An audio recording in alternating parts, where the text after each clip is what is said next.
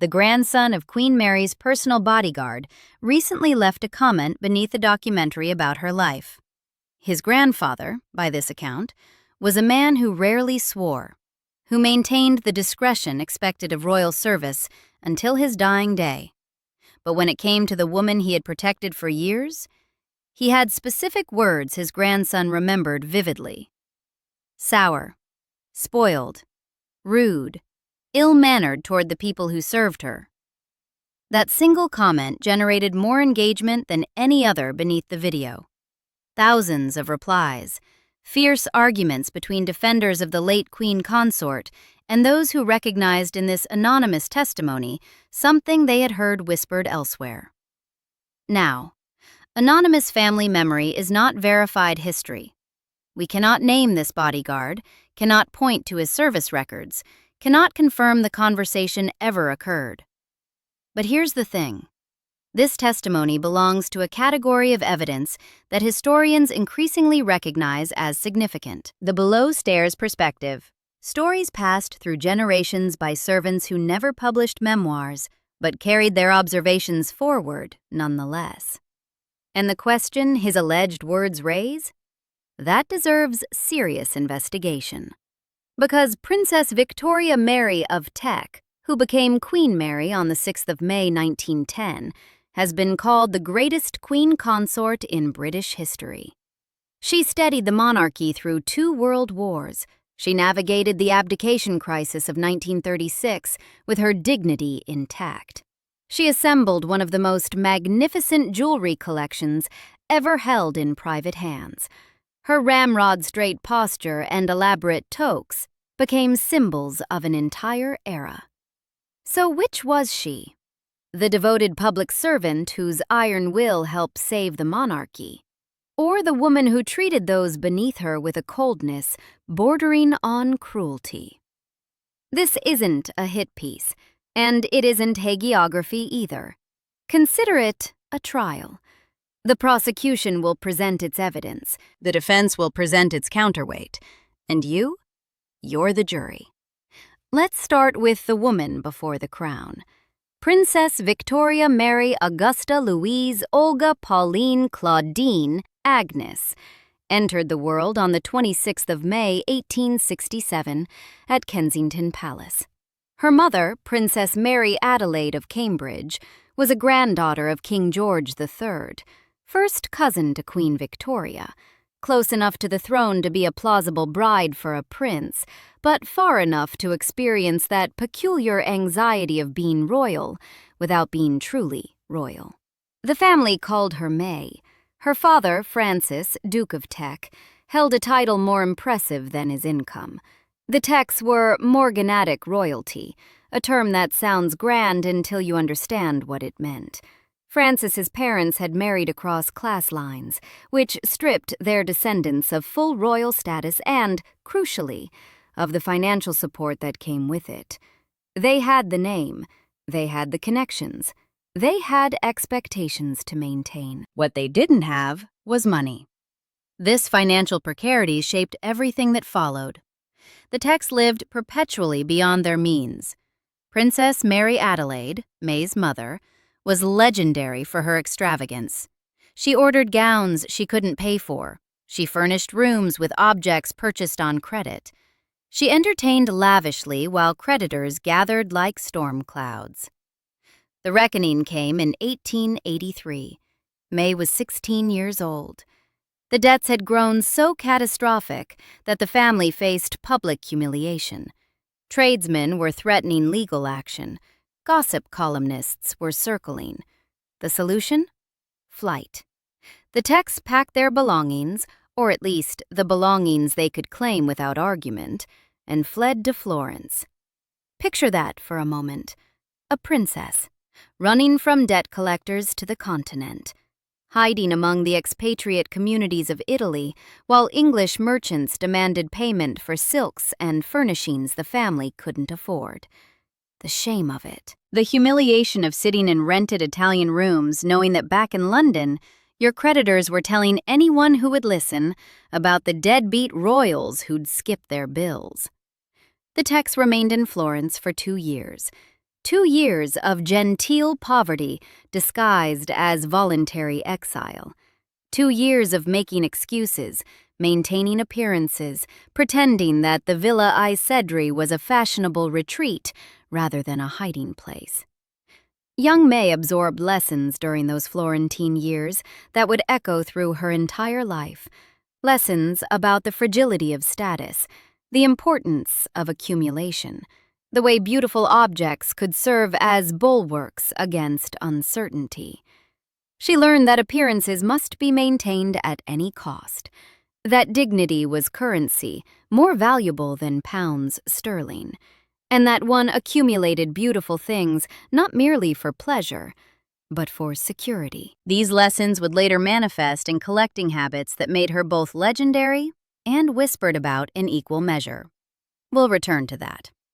Queen Victoria identified May as suitable marriage material for her grandsons, and in 1891, May became engaged to Prince Albert Victor, Duke of Clarence, second in line to the throne. Had he lived, May would have become Queen Consort, married to a man whose reputation for scandal and limited intellectual capacity was already causing concern at court. Prince Eddie, as the family called him, was rumored to be dim, dissolute, and possibly involved in the Cleveland Street scandal that had rocked London's aristocracy. Some historians have suggested the engagement was arranged partly to steady him, that May's iron will might compensate for his weak one. We'll never know if that would have worked. Fate intervened with characteristic Victorian brutality. Prince Albert Victor contracted influenza during the 1892 pandemic that was sweeping through Britain. Within days, his condition deteriorated into pneumonia. On the 14th of January, 1892, he died at Sandringham House. He was 28 years old. May was at his bedside when he passed. 6 weeks after their engagement was announced. 6 weeks. What happened next reveals something essential about May's character, her practicality, her adaptability, perhaps her ruthlessness. Rather than withdrawing into mourning and returning to the marriage market as damaged goods, a princess once engaged to a dead prince, forever associated with tragedy, May cultivated a relationship with Albert Victor's younger brother, Prince George. The two were thrown together during the grieving period. They corresponded. They met for carefully chaperoned visits. Whether this was calculated ambition or genuine affection developing from shared grief, biographers still argue about. But the outcome? Clear as crystal. On the 6th of July, 1893, May married George at the Chapel Royal, St. James's Palace. She had successfully transferred her royal prospects from one brother to another. The wedding was modest by royal standards. Victoria insisted on restraint given the recent bereavement. But May walked out of that chapel as the future Queen of England. That maneuver required both charm and steel. George's father became King Edward VII in 1901, elevating George and May to Prince and Princess of Wales. When Edward died on the 6th of May 1910, George acceded to the throne as King George V. May, now firmly rejecting her childhood nickname to become Queen Mary, began her 26-year reign as Queen Consort. She was formally crowned alongside her husband at Westminster Abbey on the 22nd of June 1911, in a ceremony of unprecedented splendor. She would support him through the First World War, the General Strike of 1926, the Great Depression, the political upheavals that transformed Britain from an empire confident in its supremacy to a nation uncertain of its place in a changing world. That's the context. Now for the public paragon. Understanding why Queen Mary's treatment of servants carries such weight requires first establishing what the public believed she represented. For the ordinary Briton of the early 20th century, Queen Mary was duty incarnate. She stood beside her husband at countless ceremonies, her posture absolutely vertical at her height of 5 feet 6 inches, her expression composed into what courtiers called her set face. Neither smiling nor frowning, revealing nothing of whatever thoughts moved behind those steady eyes. Contemporary descriptions painted her as unswerving in how she expressed her commitment to the crown, crowned with dignity and corseted with confidence. This image was deliberately cultivated and ruthlessly maintained. Queen Mary understood, perhaps better than any consort before her, that the monarchy's survival in an age of revolution depended on projecting stability, tradition, moral authority. While thrones toppled across Europe during the First World War, the Romanovs murdered in that Ekaterinburg basement, the Habsburgs scattered across the continent, the Hohenzollerns humiliated and exiled, the House of Windsor endured, in no small part because Queen Mary made it unthinkable that they might be anything other than permanent fixtures of British life. Her wartime conduct particularly enhanced her reputation. When anti-German sentiment threatened a royal family with German ancestry, they had only recently changed their name from Saxe-Coburg-Gotha to Windsor in 1917. Queen Mary threw herself into visible displays of patriotic duty, hospital visits where she walked the wards speaking to wounded soldiers, needlework guilds organized to supply the troops with socks and bandages and scarves, carefully managed public appearances that projected calm while German bombs fell on London. She never once displayed the fear that must have gripped her privately as the casualty lists grew longer. As her own relatives in Germany became enemy combatants, as angry mobs smashed the windows of shops with German-sounding names, Anne Edwards, whose biography, Matriarch, Queen Mary and the House of Windsor, examines her life in detail, portrays her as the essential glue holding together a family prone to scandal and weakness. Other historians have called her the ideal Queen Consort, a woman who supported her husband completely, produced heirs efficiently, and conducted herself with a propriety so absolute it approached parody. This is the Queen Mary the popular imagination knows and admires. The matriarch who saw the monarchy through its darkest hours, the woman whose funeral on the 24th of March, 1953, drew genuine national mourning.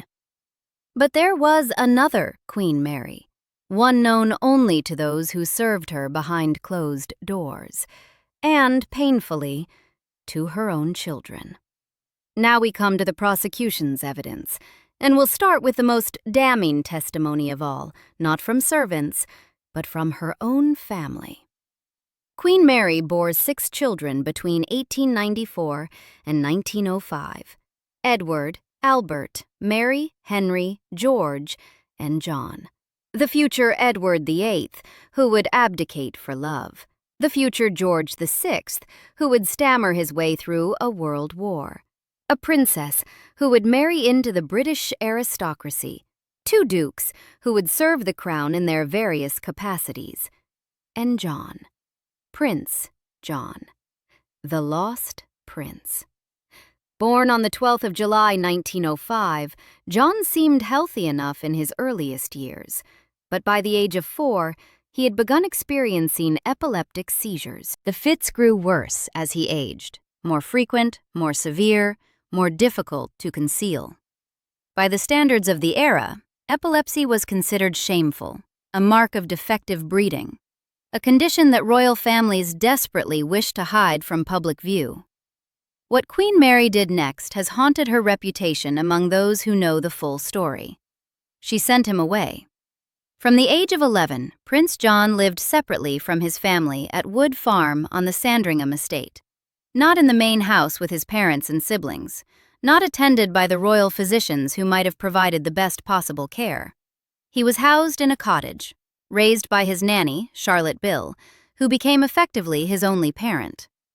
La Bill fed him, clothed him, comforted him during his seizures, loved him as his own mother apparently could not.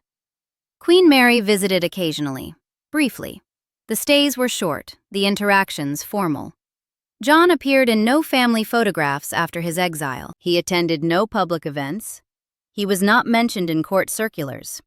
He was, for all practical purposes, erased from the royal family's public existence while still a child. John died in his sleep on the 18th of January, 1919, following a severe seizure. He was 13 years old. He died essentially alone, except for Lala Bill, the nanny who had been more mother to him than the woman who bore him. Queen Mary's diary entry for that day has been preserved. She described his death as a great relief, because the poor child had suffered so much. The words are technically compassionate. They acknowledge suffering. They suggest the death ended pain. But the relief she expressed was also, unavoidably, relief that the embarrassment was over, that the defective child need no longer be hidden, that the family's public image was finally, permanently, safe from the awkward questions John's existence might have raised. This was how Queen Mary treated her own blood when they proved inconvenient. Her relationship with her surviving children followed a different pattern, not exile, but emotional distance so profound that it left lasting scars. The royal children were raised primarily by nannies and tutors, as was common for the aristocracy of the period. But Queen Mary took this separation further than most. She scheduled brief daily audiences with her children, formal occasions. The children were expected to stand, speak only when addressed, and depart when dismissed. Spontaneous embraces were neither offered nor expected. Messy emotional displays were actively discouraged. The future Edward VIII would later describe his mother as incapable of warmth. In his memoirs and in private correspondence, he painted a picture of a woman who maintained the same rigid formality with her children that she displayed with servants and courtiers. Their letters, preserved in the royal archives, reveal a relationship conducted entirely through careful phrases. No messy affection, no maternal softening. Always the formal signature, always the correct form of address, even between mother and son. When Edward fell in love with Wallis Simpson, the twice-divorced American woman who would trigger the greatest constitutional crisis of the 20th century, he received no maternal sympathy from Queen Mary, only disapproval expressed in the coldest possible terms. She viewed his attachment as weakness, his willingness to sacrifice duty for love as incomprehensible. Personal happiness simply did not factor into her calculations. Which brings us to 1936, the year everything nearly collapsed. King George V died on the 20th of January 1936. Edward ascended to the throne as Edward VIII. Queen Mary, now the Queen Dowager, watched with growing horror as her eldest son made clear his intention to marry Mrs. Simpson. The Church of England forbade marriage to divorced persons. The Dominions refused to accept her as queen. The government, led by Stanley Baldwin, threatened mass resignation if the marriage proceeded. Edward had a choice: Crown or Wallis. He chose Wallis. On the 11th of December, 1936, Edward VIII signed the instrument of abdication. He had reigned for 326 days. That evening, he broadcast to the nation, explaining that he had found it impossible to carry the heavy burden of responsibility and to discharge his duties as king as he would wish to do without the help and support of the woman he loved. Queen Mary's response to the abdication revealed the same emotional calculus visible in her treatment of servants and of poor John. She did not comfort her son. She did not try to understand his choice. She did not extend the maternal sympathy that might have eased his transition into exile. She viewed his decision as betrayal. Betrayal of duty, betrayal of the crown, betrayal of everything she had spent her life serving. And duty, to Queen Mary, was everything. Personal happiness was irrelevant. Love was an indulgence for lesser people. The crown mattered. The individual did not. But here's where the defense might interject, because Queen Mary's coldness toward Edward enabled her to do something essential: prop up his terrified younger brother. Albert, now King George VI, never expected to be king. He had a severe stammer that made public speaking an ordeal of preparation and dread. He lacked Edward's charisma, Edward's easy confidence, Edward's natural charm with crowds. He was, by his own admission, wholly unprepared for the role thrust upon him by his brother's selfishness. Queen Mary threw her support behind Bertie completely. She appeared beside him at public events, her presence a silent endorsement. She counseled him on the duties he now faced. She used her formidable reputation to signal to Britain and the Empire that the transition was legitimate, that the monarchy would continue unbroken, that Edward's abandonment had not destroyed the institution she had spent her life serving. Some historians credit Queen Mary with saving the monarchy in 1936, not through warmth, she had none to offer, but through that same rigid devotion to duty that made her such a difficult mother and such a terrifying employer. We'll return to that tension, but first, the servants. Accessing the authentic voices of those who served Queen Mary presents immediate challenges. The culture of royal service in the early 20th century was one of absolute discretion. Staff who spoke publicly about their employers faced not only dismissal, but social ruin. The royal household maintained, and continues to maintain, careful control over the narratives that emerge from behind palace doors. Memoirs from royal servants were rare, usually published posthumously, often filtered through the concerns of surviving family members, wary of legal action or social ostracism. Yet fragments emerge. The anonymous bodyguard's grandson represents a category of testimony historians call family memory, stories passed through generations by those who worked in royal service but never published their experiences. These accounts must be treated with caution. Memory is imperfect. Stories grow in the telling. Grievances nursed over decades can distort the original experience. But family memory also preserves details that official records suppress. The emotional texture of relationships that formal documentation cannot convey. The picture that emerges from such accounts? A woman fundamentally different from her public image. Where the public Queen Mary was gracious and dignified, the private Queen Mary was described as cold, demanding, utterly indifferent to the comfort or feelings of those who served her. Staff members reportedly dreaded her inspections, during which she would run her finger along surfaces checking for dust and deliver cutting remarks about any deficiency she discovered. Her expectations were absolute. Her criticism, when delivered, was withering. Her praise, when offered, was so rare that receiving it became a story worth telling. One pattern emerges repeatedly in these accounts. Queen Mary did not see those who served her. Not in any meaningful human sense. They were functions rather than people. Hands that carried trays, voices that answered bells, bodies that opened doors and drew baths and laid out clothes. They existed to serve purposes, not as individuals with their own lives and concerns. When a servant became ill, Queen Mary's primary concern was reportedly not their welfare, but the inconvenience their absence caused to the smooth operation of her household. When a servant performed exceptionally well over years of service, they might receive a modest gift at Christmas, a piece of jewelry perhaps, or a sum of money, but rarely any verbal acknowledgement of their dedication. The gift said, "I have noticed you." The silence said, "Do not expect thanks."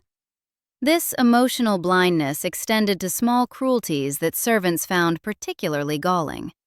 Queen Mary was known to require staff to remain standing in her presence for hours, regardless of their age, regardless of their physical condition. Elderly footmen with aching joints, pregnant housemaids who desperately needed to sit. They stood.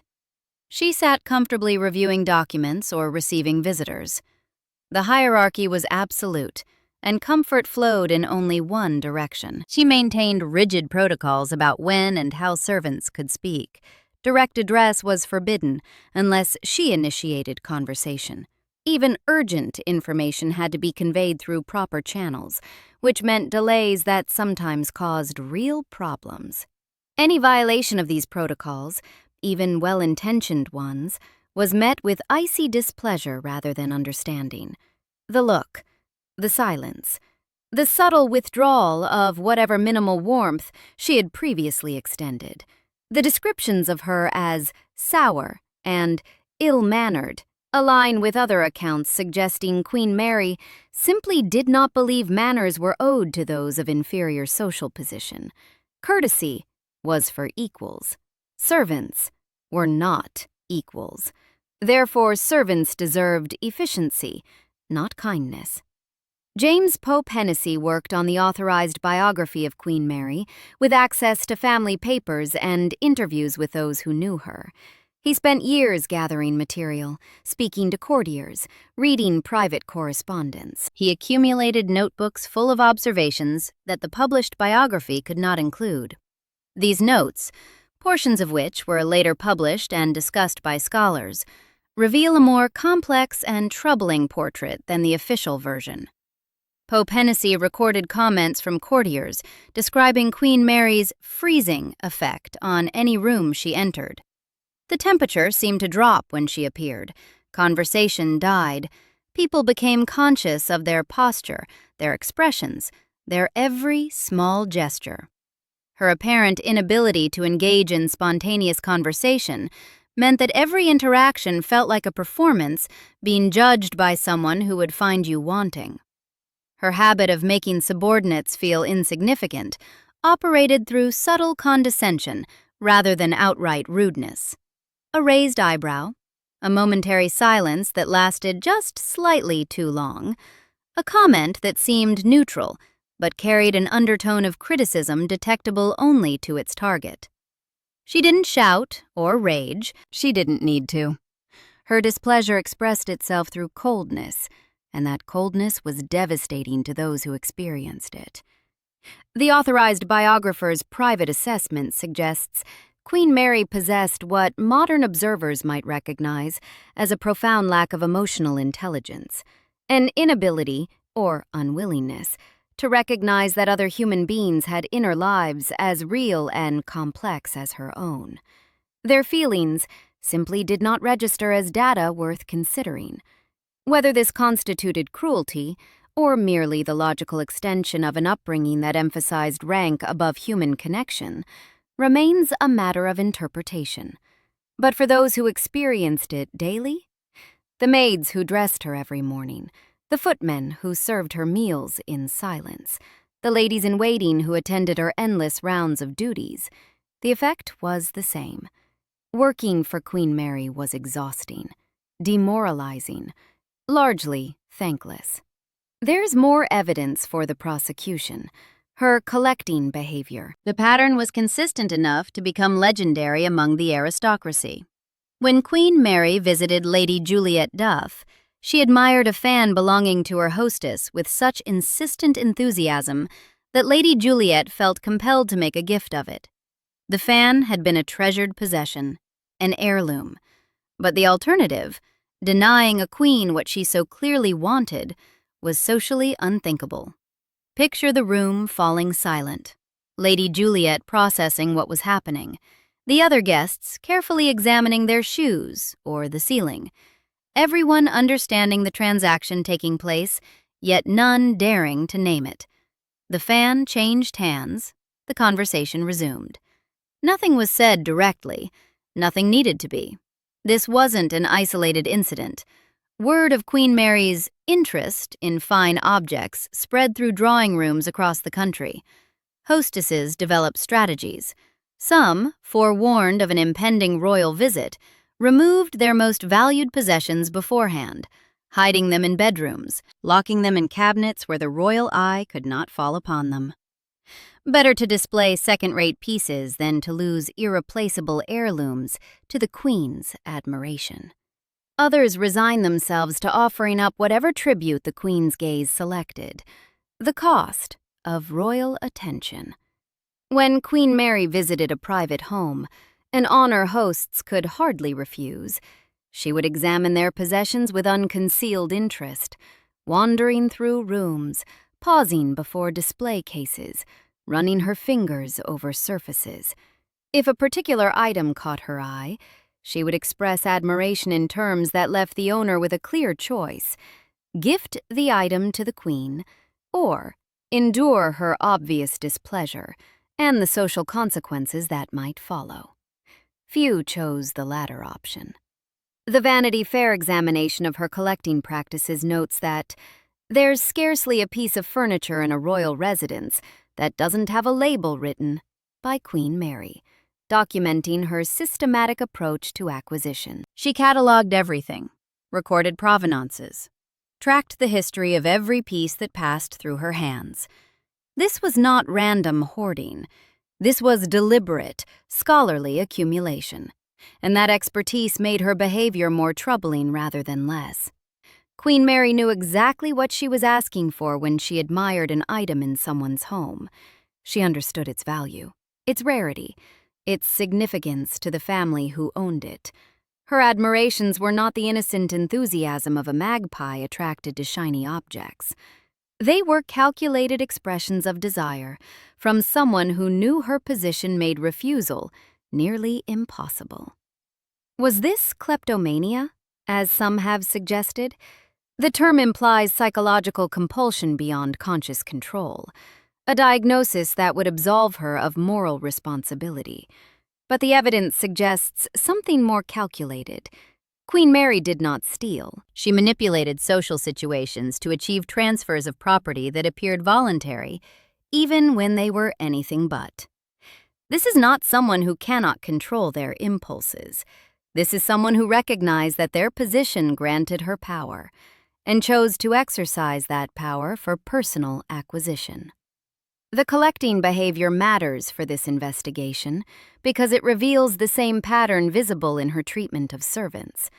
Queen Mary did not recognize the legitimate interests of those she considered beneath her.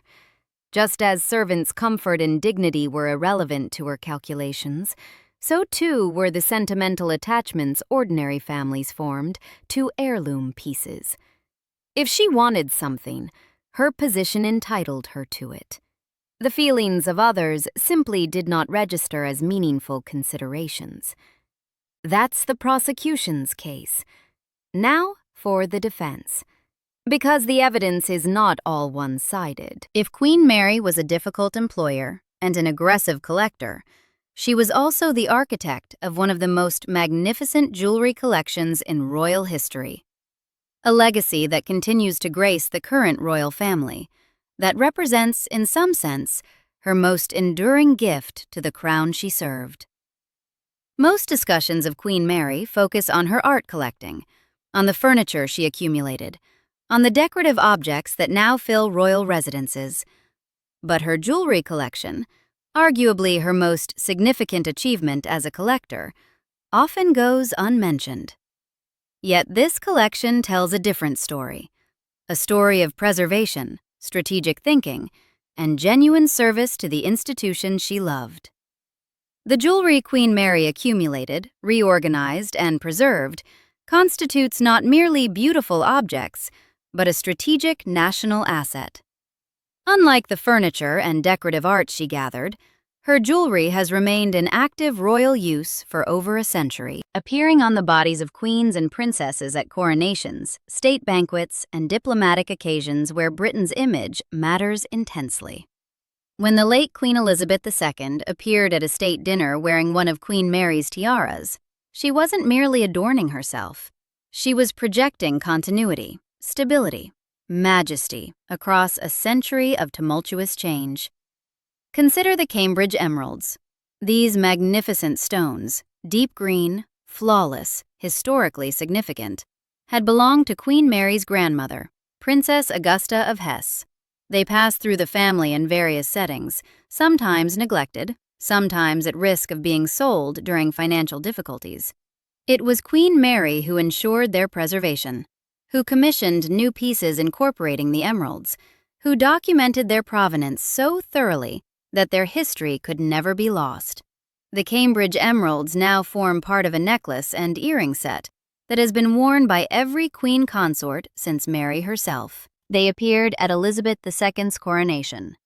They will likely appear at future state occasions for generations to come. Queen Mary protected them through 2 world wars, when they might easily have been lost, stolen, or sold to fund the war effort. Then there's the Vladimir tiara. Originally owned by Grand Duchess Maria Pavlovna of Russia, this spectacular piece was smuggled out of revolutionary Russia in a diplomatic bag by a British agent. The Grand Duchess had fled, leaving her jewels behind. A daring operative retrieved them from a safe hidden in her palace, carrying them across borders while the Bolsheviks hunted for exactly such treasures. When the tiara came up for sale after the Grand Duchess's death, Queen Mary acquired it. She had the original pearl drops replaced with Cambridge emeralds, creating a versatile piece that could be worn with either stones, depending on the occasion. The tiara became one of Elizabeth II's favorites, appearing countless times at state dinners and official portraits. Without Queen Mary's intervention, the Vladimir tiara might have been broken up, its diamonds sold separately to collectors around the world. Instead, it remains in the royal collection, a tangible link to both Romanov grandeur and Queen Mary's preservationist instincts. The Cullinan diamonds tell another story of Queen Mary's strategic collecting. The Cullinan, the largest gem-quality diamond ever discovered, was found in South Africa in 1905. The rough stone weighed over 3,000 carats. It was eventually cut into 9 major stones and numerous smaller pieces, many of which were incorporated into the crown jewels.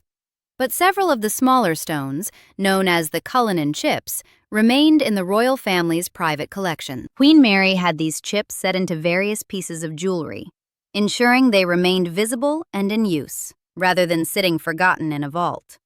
She understood that diamonds don't just represent wealth, they represent continuity, legitimacy, power. Every time a queen wore the Cullinan chips, she was wearing the largest diamond ever found. She was wearing empire. She was wearing history. Her collection of tiaras alone would fill a museum.